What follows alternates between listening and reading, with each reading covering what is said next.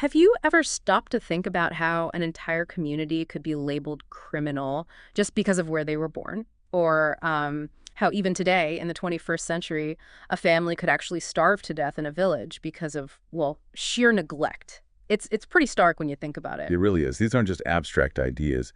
They're realities for many. Yeah. So today we're doing a deep dive into the, I guess, powerful, often heartbreaking, but also incredibly resilient story of tribal communities in India. We'll look into their historical struggles, their ongoing fight for rights, for identity, and, the remarkable ways they've managed to adapt and resist. Exactly. That's our mission today, Yeah. to really try and unpack this incredible journey. We'll be looking at the sources you shared to get a handle on not just what happened, but why it all matters for how we understand things like identity, justice, and, as you said, resilience. We want to give you clear insights, but also hopefully get you thinking critically about these really complex issues. Okay, let's get into it then. We start with a very specific and honestly quite shocking case, the Lodha tribe in West Bengal. Now, these are people who for decades carried this really harmful label, criminal tribe. And that wasn't just name-calling, was it? It was an official classification. Exactly. Inherited from the British colonial era. Can you imagine being born into a community that the government itself had stamped as inherently criminal? It's hard to fathom. And this terrible branding, it meant their land often got snatched away, they lacked basic skills, education. It kind of forced them into illegal activities just to survive. It became this vicious cycle. It's a powerful example of how a label, even after it was officially removed, because these tribes were later denotified, right? It just continued to shape perceptions and, well, realities for generations. And you shared two really tragic examples of this still happening, even in the 21st century. That's right. The first one, this is back in 1998, involves a man named Budhan Sabar. He was a Lodha from the Purulia district. He was arrested apparently without any evidence by the Bengal police. Just 7 days later, he died in custody. And the official story. The police claimed he committed suicide, shockingly. But an NGO, the Pashtun Bank Samiti for Korea Sabar, they just wouldn't let it go. They filed a writ petition, the case got reopened, and, well, it was proven conclusively he died from custodial torture. Ah, so the truth came out. It did. His family gave some compensation, a small amount, really, which frankly seems tragically inadequate for a human life. It really makes you wonder, doesn't it? How much value do we actually place on human life, especially when prejudice is involved? And then, even more recently, 2004, you have the Amlisal starvation case, West Midnapore. Yeah. 5 members of one Lodha family starved to death. Just devastating. And the government's initial reaction? Denial. They initially denied it was starvation, tried to blame it on illicit liquor, but the medical team they sent couldn't ignore the reality on the ground. The area had practically no roads, no education, no health services, a dysfunctional public distribution system. So the basics weren't there? Exactly. The report itself, while mentioning liquor, also heavily highlighted the systemic neglect that made survival itself incredibly difficult. Starvation was clearly a very real possibility. It's quite revealing, isn't it? How the official story can clash so sharply with the harsh reality, exposing these deeper systemic problems. It's incredible these things happened so recently, really highlights the ongoing issues. But look, amidst all this despair, there are also stories of hope and remarkable people. Our sources bring up P.K. Bhaumik, an anthropologist from Calcutta University. And what happened with him, it's quite a story. Right. He was doing field work, studying the Lodhas, and they manhandled and beat him. Yeah. Can you imagine dedicating your life to studying a group and then being met with violence? It must have been a shock. But apparently the Lodhas were just frustrated with outsiders always observing, writing, but never actually helping. And that confrontation, that moment, it became a massive turning point for Bhaumik. Absolutely. He realized his job wasn't just to create knowledge about them, but to actively try and change their situation. That shift is really key to understanding his later work. Definitely. So, inspired by this, he started this initiative called Bidisha. It's a Sanskrit name, means calling culture. It was part social experiment, part anthropological enterprise, all aimed at upliftment. And it had 2 main parts, right? Yeah. Yeah. First, there was the Samaj Savak Sangh. This worked with the West Bengal government on economic empowerment. So practical skills, formal education, vocational training, even introducing them to things like organic farming. Okay, so the practical economic side. Right. And the second pillar was ISRA, the Institute of Social Research and Applied Anthropology. This was more Bhaumik's academic side. The research. Exactly. ISRA did scientific studies, documented the development work, helped formulate policies, published a journal called Man in India, and, crucially, they created a museum to preserve traditional Lodha culture, tools, huts, language. That's really interesting. So it wasn't just about modernization. Not at all. Bidisha had these dual goals. Help the Lodhas modernize and integrate, yes, but just as importantly, change how outsiders saw them. Ensure they were treated with dignity and respect without losing their own heritage. A balancing act. Did it work? Well, the Dharpur success story seems pretty compelling. They settled 39 Lodha families there, trained them in agriculture, and apparently their standard of living improved significantly compared to other Lodha groups. That's encouraging. And after P.K. Bhaumik passed away in 2003, his son, Pradeep Kumar Bhaumik, took over. He even added something new, Manas Kanya. What's that? It's like an immersive agro-rural tourism thing. Visitors can learn about organic farming, engage with the Lodhas, and it generates revenue directly for the community. Wow, that's quite innovative. Sustainable upliftment. But it surely wasn't all smooth sailing. Oh, definitely not.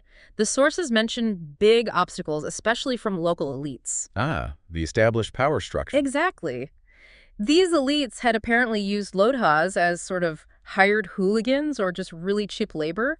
When Bidisha started empowering Lodhas, making them self-reliant, well, they weren't available for exploitation anymore. So Bidisha disrupted the local power dynamics. Big time. Which raises that important question, doesn't it? When you try to uplift a community and it challenges existing power structures, who stands to benefit and who's going to resist? And how do you make sure positive change actually sticks? A crucial point. Fortunately, in Bidisha's case, it seems local administrators and officers eventually stepped in to support their efforts. Yeah, which is a powerful lesson in itself. Okay, so let's zoom out a bit now. From these specific efforts, let's look at the broader picture of tribal movements across India. Historically, why did tribes start fighting back in the first place?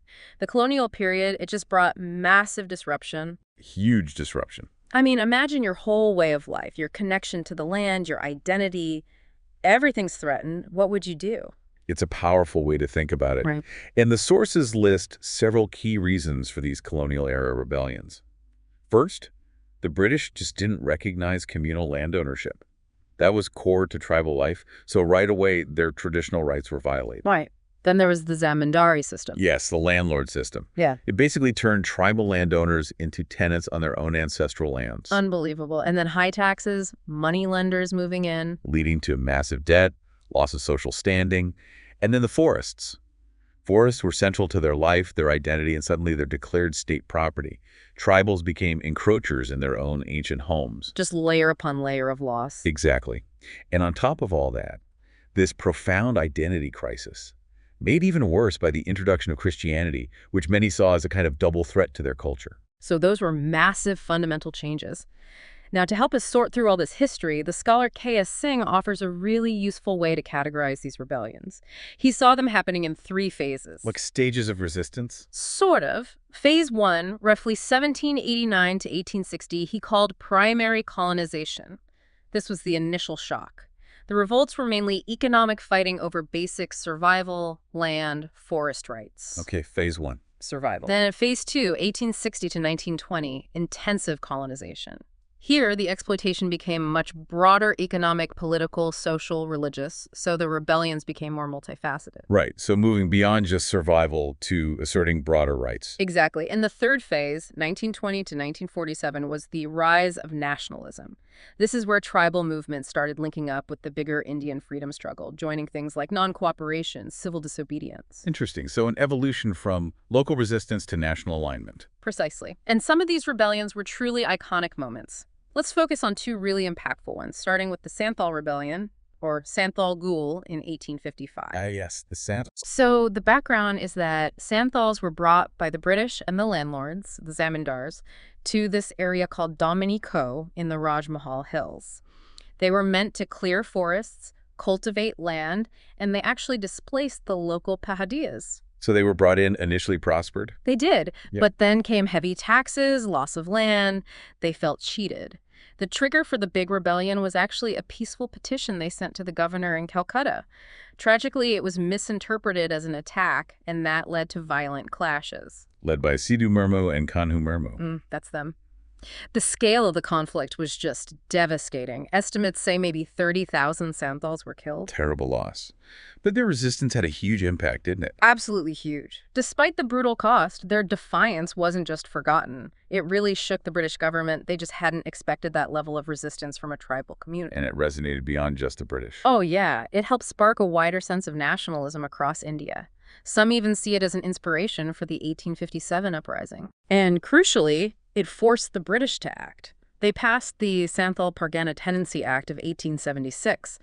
This specifically prohibited land transfer from Adivaisis, that's the term for indigenous tribal people. So a concrete legal protection came out of it. It shows how resistance, even against incredible odds, can actually lead to change. It really does. What do you think fuels that kind of fearless resistance, though, especially against the might of the British Empire? That's a deep question. I think, well, part of it must be sheer desperation, a feeling that your entire world, your identity, is about to be extinguished. When you feel you have nothing left to lose, maybe fear takes a back seat. Plus, these movements often had really charismatic leaders, didn't they? People who could articulate that collective anger and offer a vision. Yeah, that combination of dire circumstances and strong leadership seems key. It really makes you wonder, what's the breaking point for any community? It does. Now, besides armed rebellion, some movements took different paths, like the Kherwar movement among the Santhals. Ah, that was more religious, wasn't it? Yeah. Nonviolent. Exactly. It started with a leader, Bhagirath Manji, known as Babaji. He claimed he had a vision from Lord Ram.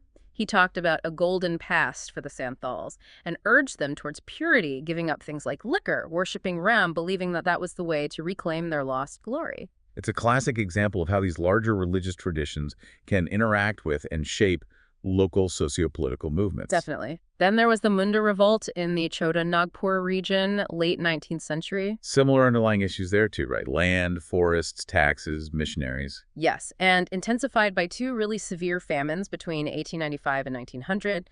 The leader here was the famous Birsa Munda, born in 1875. And he had an interesting background, educated by missionaries, but then turned against them. That's right. He became anti-missionary, anti-government, famously said all whites are of the same kind, Sahib sab ek topi. And influenced by Hinduism too. Yeah, Vaishnavism. He adopted practices like wearing the sacred thread.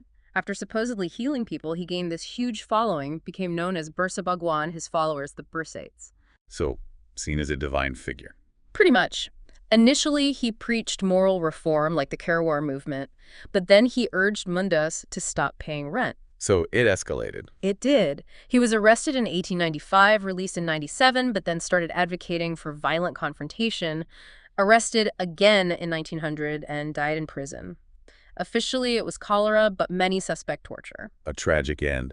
But his movement still had a lasting impact. Definitely. It really motivated the Mundas, built their self-esteem, connected them to the wider national political scene, and importantly, it led to another key piece of legislation, the Chota Nagpur Tenancy Act of 1908. Again, aimed at preventing land alienation and regulating money lending. So we see this pattern again.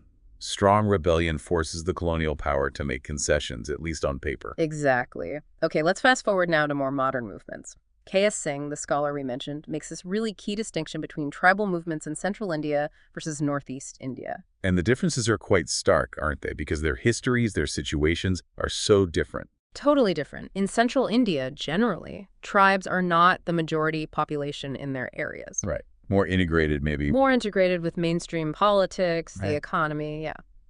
And heavily impacted by industrialization, commercialization, which means more land alienation, more forest loss due to industry, more outsiders coming in. And a religious... Christianity's influence is there, but generally less dominant than existing Hinduism. So you see more sanskritization tribes trying to adopt higher caste Hindu practices to sort of climb the social ladder. Okay, now contrast that with the Northeast. Big difference. In the Northeast, tribes are often the absolute majority. Historically, they were more isolated by the British, and that relative isolation continued after independence through special provisions. Less industrial impact too, I gather. Much less. So land and forest issues, there are less about industry taking over and more tied to political control and identity. And the Yeah. crucial factor, Christianity. Ah, yes, a huge influence in the Northeast. Profound. It often united previously fragmented tribes, like the various Naga groups, under a common identity.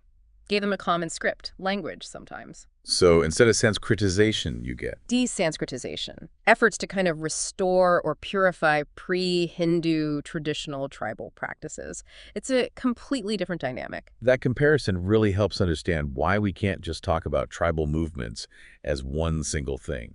Different places, different histories lead to different fights. What patterns jump out at you from these differences? That's a great point. So building on that, K.S. Singh identified four main types of movements, specifically in central India. First, movements for political autonomy. Like demanding their own state. Exactly. Demands like Ferganraj, or the movement that eventually led to the creation of Jharkhand state. Importantly, these are usually for statehood within India, not secessional. Okay, autonomy within the union. What else? Second, agrarian and forest-based rights movements. Protests about livelihood, control over natural resources. Think of the Neem Giri protests by the Dongria Khand against mining, or the famous Chipko movement in Uttarakhand, where women hugged trees to stop logging. Right, protecting their environment and resources. Third is sanskritization efforts, like we mentioned. Tribes trying to gain higher social status by adopting mainstream Hindu values. and fourth. Fourth is cultural movements. These are focused on preserving and protecting distinct tribal identities. A really powerful recent example is the Sarna Code Bill. Ah, demanding recognition for the Sarna religion. Exactly. Yeah. Passed by the Jharkhand Assembly in 2020, demanding Sarna be recognized as a distinct religion in the national census. This isn't just symbolic, it also strengthens their claim over Jal, Jangal, Jameen, water, forest, land, seeing these as sacred sites tied to their religious identity. That link between cultural identity and resource rights is crucial. It really is. Which brings us neatly to a very potent recent movement that touches on culture, rights, and autonomy. The Pathalgadi movement. Pathalgadi. Stone markers. Yes, it's this symbolic act where tribal communities erect large stones, Pathalgadi, outside their villages. And these stones often declare autonomy from mainstream Indian laws like the Indian Penal Code, the Criminal Procedure Code, basic criminal laws. They sometimes even ban non-Adivasis from entering. Wow, that's a strong statement. Declaring self-rule, essentially. It is. It's a stark example of how historical grievances, plus issues with modern development, can push communities to this point.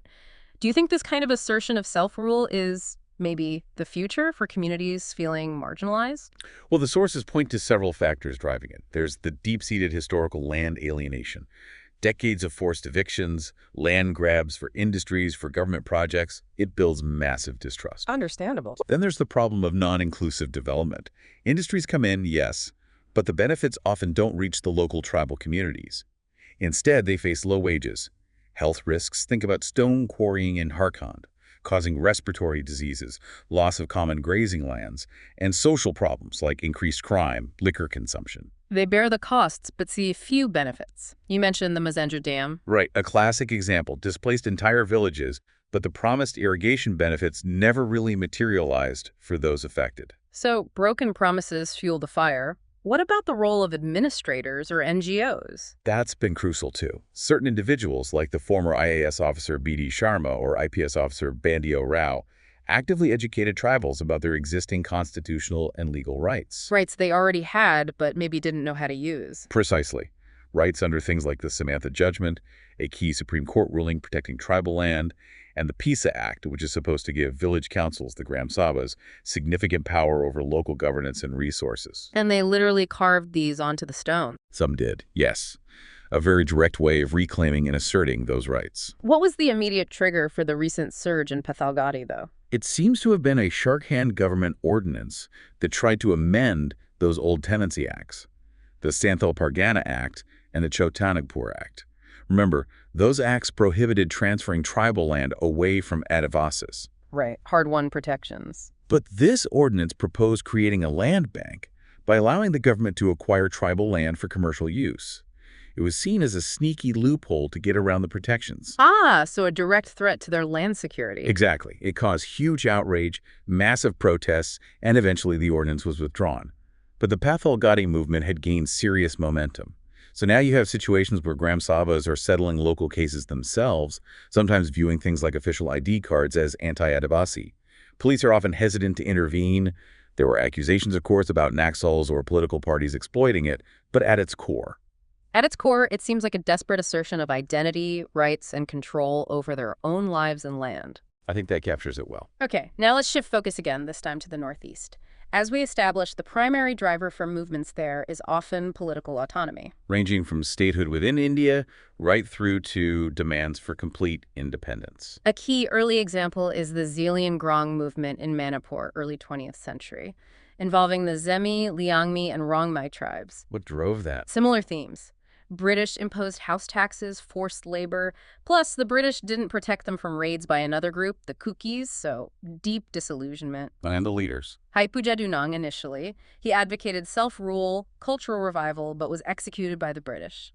Then his successor, the famous Rani Gaidinlu Nehru, gave her the title Rani. Her story is incredible. And this feeds into the larger Naga movement, doesn't it? Especially the role of Christianity. Absolutely central. As we said, after about 1910, Christianity really helped unite the diverse Naga subgroups, Ao, Angami, Tangkul, many others under a shared identity.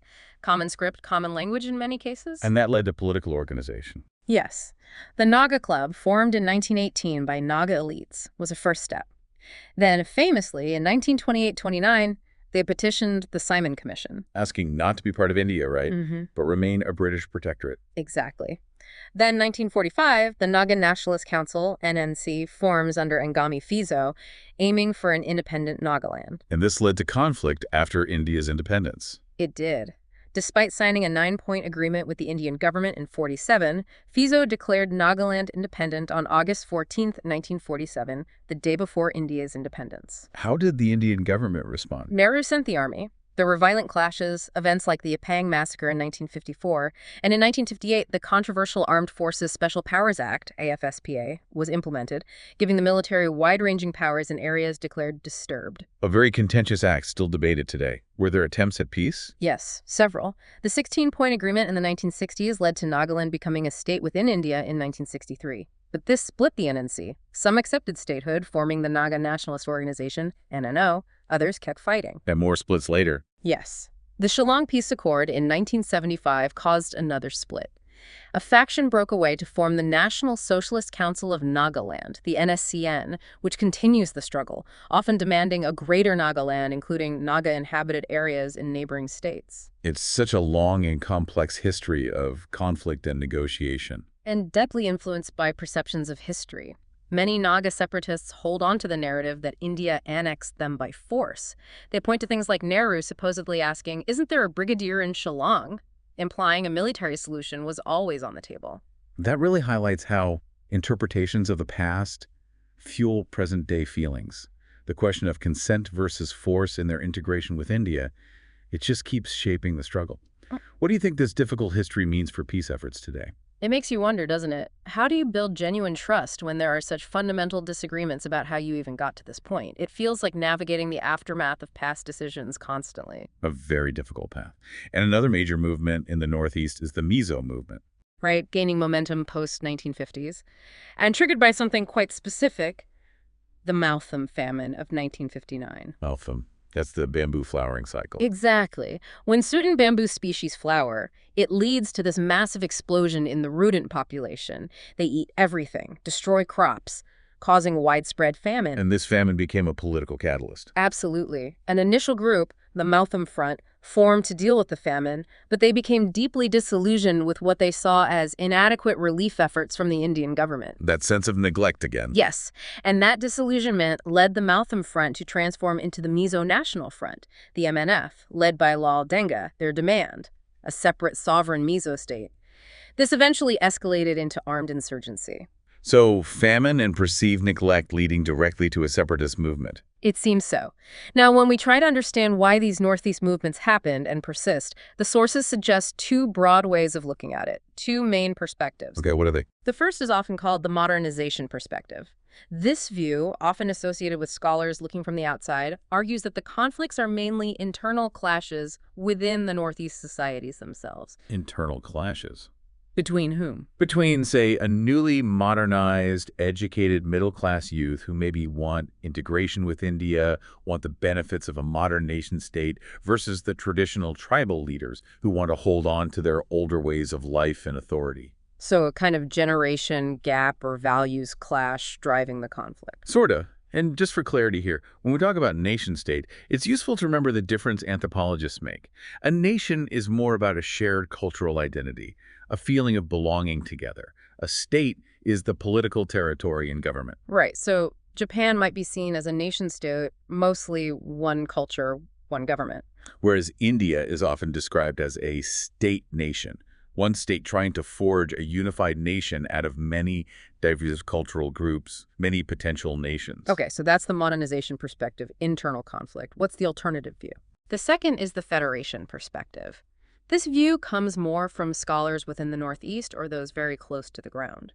They argue the movements stem primarily from the Indian government's attitude and actions, what they call stepmotherly treatment. Meaning neglect, or worse. A sense of being ignored, arrogance from the central government, indifference to human rights violations.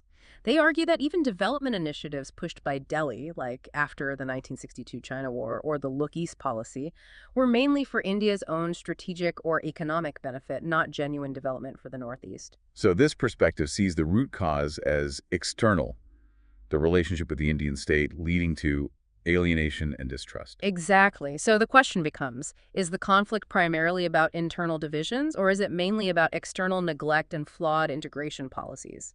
Which perspective resonates more with you and why? It's complex. It certainly is. Lots to think about there. Okay, wow. We've covered a lot of ground. Let's try to do a quick recap to pull the main threads together. We started with the Lodha tribe in West Bengal. We saw how those historical criminal tribe labels and very real modern neglect led to immense suffering. Like the Bhutan Sawbar case, the Amlasal starvation. Really tragic. But we also saw figures like P.K. Bhaumik stepping up with initiatives like Bidisha, trying to empower them through both economic upliftment and cultural preservation. Right. Then we journeyed back to the colonial era.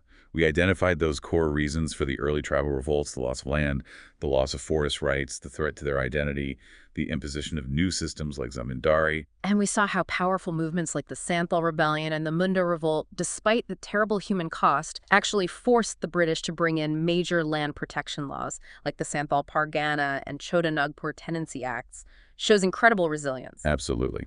Then we looked at the modern landscape, contrasting central India with the Northeast. Yeah, in central India, the fight is often about land, forests, resources like the Pathalgadi movement, asserting local control, or about cultural recognition, like the Sarna Code demand, and sometimes political autonomy within India, like Jharkhand. Whereas in the Northeast, because of that different history, the isolation, the profound impact of Christianity uniting groups, the main drive has been political autonomy.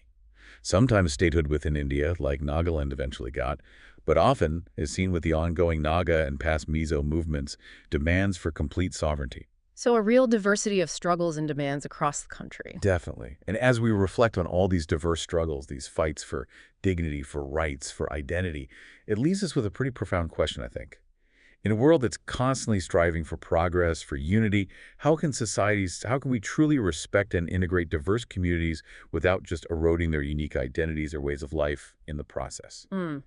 That's something to really